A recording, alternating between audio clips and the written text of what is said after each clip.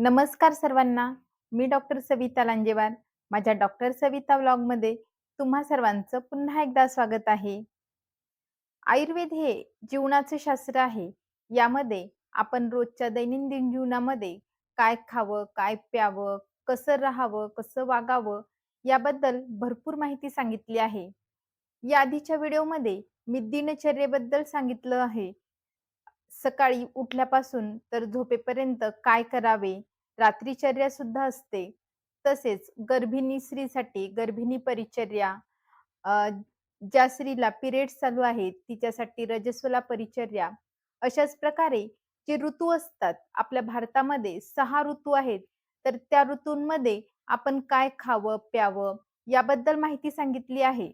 तर यालाच आयुर्वेदामध्ये ऋतुचर्या असं म्हणतात. तर आजच्या व्हिडिओमध्ये वसंत ऋतूमध्ये आपण कोणत्या प्रकारचा आहार घ्यावा, वसंत ऋतूमध्ये कफाची व्याधी जास्त प्रमाणात होतात, तर ते टाळण्यासाठी काय करावं? आपण कुठल्या प्रकारचा व्यायाम करावा? आपलं जे बाकीचं आहारामध्ये कोणत्या पदार्थांचं सेवन करावं आणि कोणत्या पदार्थांचं सेवन करू नये, या सर्वांची माहिती मी आजच्या व्हिडिओमध्ये सांगणार आहे. तेव्हा व्हिडिओ शेवटपर्यंत नक्की पहा. भारतामध्ये एकूण 6 ऋतू आहेत. अं, पाश्चात्य देशांमध्ये 4 ऋतू असतात, परंतु आपल्या भारतामध्ये 6 ऋतू आहे. शिशिर, वसंत, ग्रीष्म, वर्षा, शरद आणि हेमंत. तर जो वसंत ऋतू आहे त्या काळामध्ये शिशिर आणि हेमंत ऋतूमध्ये आपण जे कफवर्धक आहार करतो, कारण की त्या काळामध्ये भूक सुद्धा आपल्याला तशी त्या प्रमाणात लागलेली असते. परंतु आपण थोड्याशा त्या ऋतूचे पथ्य पालन केले नाही, तर जो कफ साचलेला असतो, तो कफ वसंत ऋतूच्या सुरुवातीला सूर्याच्या उष्णतेमुळे तो कफ वितळायला लागतो आणि त्यामुळे वसंत ऋतूमध्ये सर्दी, खोकला होणं, ताप येणं यासारखे व्याधी दिसायला लागतात. तर ह्या ऋतूमध्ये हा जो कफ पातळ झालेला असतो, तो कफ आपला जो जठराग्नी असतो त्याला मंद करतो. त्यामुळे भूक सुद्धा कमी लागते आणि भूक कमी लागल्यामुळे पचनशक्ती थोडीशी मंदावते आणि त्यामुळे आपण जो आहार घेतलेला असतो, त्या आहारातील पोषक तत्व सुद्धा आपल्याला कमी प्रमाणात मिळतात. म्हणून वसंत ऋतू अ, अ, हा उत्तरायणामध्ये येतो. उत्तरायणमध्ये सूर्य आपलं जे बल आहे, आपल्या शरीरातील बल हा खेचून घेत असतो. तर व हेमंत आणि शिशिर ऋतूच्या मानाने वसंत ऋतूतील आपलं जे बल असतं, शारीरिक बल, ते कमी प्रमाणात असतं. तर म्हणून ह्या ऋतूमध्ये कफाची व्याधी होऊ नये किंवा ज्या लोकांना ऑलरेडी कफाची व्याधी असतात, अशा लोकांसाठी काय प्रयोजन आयुर्वेदामध्ये सांगितलं आहे, या सर्वांची माहिती आपण व्हिडिओच्या पुढे बघूयात. आता आपण बघूयात, की वसंत ऋतूमध्ये कोणत्या प्रकारचा सेवन करू नये, कोणत्या प्रकारचा आहार घेऊ नये. तर ह्या ऋतूमध्ये गोड पदार्थ, आंबट पदार्थ, अ, तसेच पचायला जे जड असतात, असे पदार्थांचं सेवन करू नये. जर आपण गोड पदार्थ खाल्ले, तर आधीच ऑलरेडी वाढलेला कफ अजून वाढू शकतो आणि स्निग्ध पदार्थ, तळलेले पदार्थ, आंबट पदार्थ खाल्ल्यामुळे आपल्या शरीरातील पित्त वाढतं आणि मग हे पित्त आपल्या शरीरातील वाढलेल्या कफाला अजून पातळ करतं. मग अजून जास्त प्रमाणामध्ये कफ वाढण्याची भीती असते. तर म्हणून गोड पदार्थ, तळलेले पदार्थ, पचायला जड पदार्थ सहसा खाऊ नये.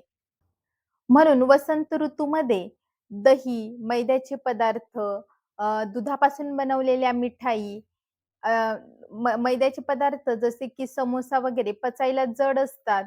दही हे गुणाने उष्ण आहे, त्यामुळे तो पित्त वाढवू शकतो. अभिसंधी असल्यामुळे कफ वाढतो.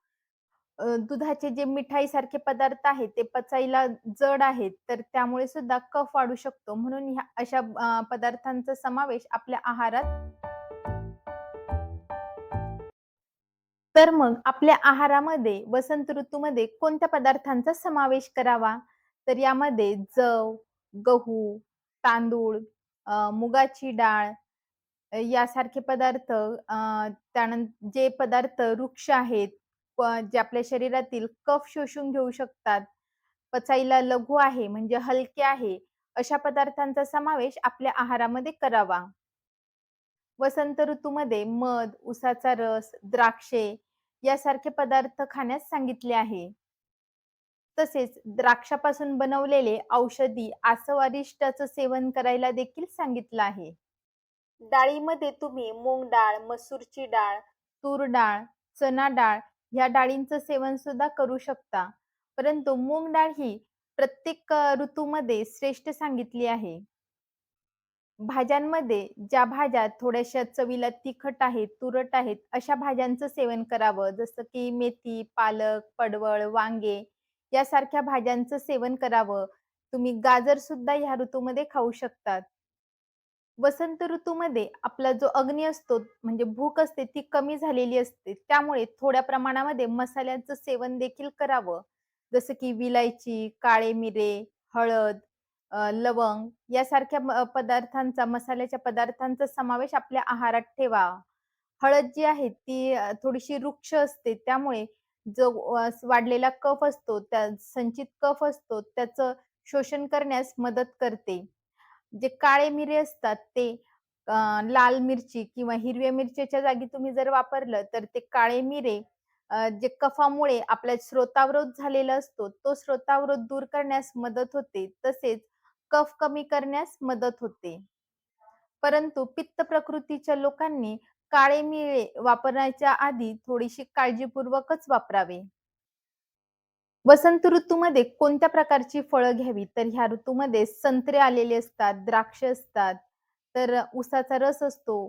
तर ह्या ऋतूमध्ये ह्या फळांचे सेवन करावे. तसेच आता वसंत ऋतूमध्ये व्यायाम किती प्रमाणात करावा? दिनचर्येमध्ये रोज व्यायाम करायला सांगितलं आहे. हेमंत आणि शिशिर ऋतूमध्ये अर्धशक्ती व्यायाम करायला सांगितलं आहे. तर ह्या 2 ऋतूंच्या मानाने थोड्याशा कमी प्रमाणामध्ये वसंत ऋतूमध्ये व्यायाम करावा. कारण की वसंत ऋतूमध्ये आपलं बल जे आहे ते हेमंत आणि शिशिर ऋतूपेक्षा कमी असतं. आणि जर आपण अधिक प्रमाणात व्यायाम केला, तर आपल्या शरीरातील जो कफ आहे, त्याचं विलयन जास्त प्रमाणात होऊ शकतं. कारण की आपण जेव्हा व्यायाम करतो, तेव्हा शरीरामध्ये गरमी तयार होते आणि त्या गरमीमुळे कफाचं विलयन होऊ शकतं. त्यामुळे अधिक प्रमाणामध्ये कफ तयार होऊ शकतो. वसंत ऋतूमध्ये आपल्या फुफ्फुसाचं स्वास्थ्य चांगलं राहावं यासाठी प्राणायाम करावा, कपालभाती, भस्त्रिका यासारखे व्यायाम करण्यास सांगितले आहे. वसंत ऋतूमध्ये चहा आणि कॉफी कमी प्रमाणात किंवा बंद करावी. चहामुळे अ, आपल्या शरीरातील वातदोष वाढतो, तर कॉफीमुळे पित्तदोष वाढतो. त्यामुळे वसंत ऋतूमध्ये याचं सेवन देखील अल्प प्रमाणातच करावं. जे पाणी पितात ते पाणी सुद्धा उकळून थंड केलेलंच मगच प्यावं. उकळून म्हणजे तुम्ही 1 ग्लासाचं 1 कप शिल्लक राहील इथपर्यंत उकळावं आणि मग ते पाणी प्यावं किंवा जी आपली सुंठ पावडर असते त्याने सिद्ध केलेलं पाणी प्यावं. आयुर्वेदामध्ये वसंत ऋतूमध्ये वमन पंचकर्म करण्यास सांगितले आहे. हेमंत आणि शिशिर ऋतूमधील संचित जो कफ असतो तो सूर्याच्या उष्णतेमुळे त्याचं विलयन होतं आणि ह्या काळामध्ये आपल्या शरीरातील कफदोष हा अतिप्रमाणात वाढलेला असतो. म्हणून हा अतिप्रमाणात वाढलेला कफ वमनामुळे एकदाच आपल्या शरीराच्या बाहेर टाकला जातो आणि त्यामुळे हा जो कफ असतो तो वारंवार आपल्या शरीराला त्रास देणार नाही आणि सर्दी, खोकला यासारखे व्याधी वारंवार होणार नाही. आणि जर तुम्हाला कुठल्याही प्रकारचा व्याधी नसेल, परंतु तुम्हाला जर वसंत ऋतूमध्ये वमन पंचकर्म करायचं असेल, तर आपल्या जवळच्या वैद्याला भेटून त्याबद्दल तुम्ही माहिती घेऊ शकता. कारण की पंचकर्म हे एक प्रकारची शरीर शुद्धी असते. त्यामुळे आपल्या शरीरातील जे वाढलेले दोष असतात, ते वेळोवेळी बाहेर काढले जातात आणि जर तुम्हाला कुठल्या प्रकारचा रोग किंवा व्याधी असेल, तर त्या रोगाचे शमन हे पंचकर्मामुळे लवकर होण्यास मदत होते. त्याप्रमाणे वमन पंचकर्म करायला सांगितले आहे, त्याचप्रमाणे नस्य हे पंचकर्म सुद्धा करायला सांगितले आहे. त्यानंतर कवल धारण म्हणजे औषधी काढा आपण तोंडात धरून ठेवावा, जेणेकरून आपला जो घशामधील कफ असेल, तर तो बाहेर पडण्यास किंवा वितळण्यास मदत होते. यानंतर गरम तेलाने तीळ तेलाने शरीराला अभ्यंग करण्यास सांगितले आहे. त्यामुळे कफाचे विलयन होते. यानंतर स्नान करण्यासाठी औषधी चूर्णाचा जसं की त्रिफळा चूर्ण, नागरमोथ्याचं चूर्ण किंवा आपल्या घरातील जे पीठ असतात, ज्वारीचं पीठ, बाजरीचं पीठ या पिठांनी उद्वर्तन करावं म्हणजे छानपैकी असं रगडून घासून घ्यावं. त्यामुळे सुद्धा आपल्या शरीरातील कफ कमी होण्यास मदत होते. वसंत ऋतूमध्ये सर्वीकडे छान मस्त नवीन पालवी फुटलेली असते. तर अशा वेळी वनांमध्ये फिरण्यास सांगितले आहे. बाग-बगीचेमध्ये फिरण्यास सांगितले आहे. या काळामध्ये विविध पक्ष्यांचे मधुर आवाज ऐकायला सांगितले आहेत.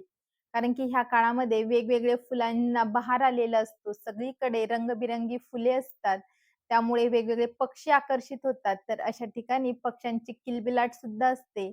तर एक प्रकारची पिकनिक करण्यासाठी हा काळ योग्य सांगितला आहे. आजकालच्या धकाधकीच्या जीवनामध्ये सुद्धा माणूस इतका कामामध्ये गुंतलेला असतो, की स्वतःसाठी वेळ काढायला सुद्धा मिळत नाही. तर वसंत ऋतुचर्या आहे तिच्या मध्ये लिहिल्याप्रमाणे जसं की पिकनिक काढायला सांगितले आहे, तर ह्या काळामध्ये बऱ्याच ठिकाणी जलाशयाला पाणी वाहत असते. छानपैकी सगळीकडे फळे फुललेली असतात आणि आपल्याला निसर्गाच्या सानिध्यामध्ये राहायला मिळते. म्हणून अशा प्राकृतिक जागी आपण भेट देऊन वसंत ऋतूचा आनंद घ्यावा. तर अशा प्रकारे तुम्ही वसंत ऋतुचर्येचं पालन केलं तर तुम्हाला कफाची व्याधी होणार नाही किंवा जर तुम्हाला ऑलरेडी कफाची व्याधी असतील, तर तुम्ही वमन सारखे पंचकर्म करून घेतल्यावर या कफाच्या व्याधीचा त्रास वर्षभर होणार नाही आणि तुमचं जे शरीर आहे ते वर्षभर स्वस्थ राहील. तेव्हा हेल्दी खा, हेल्दी राहा, आयुर्वेदाला जवळ करा. थँक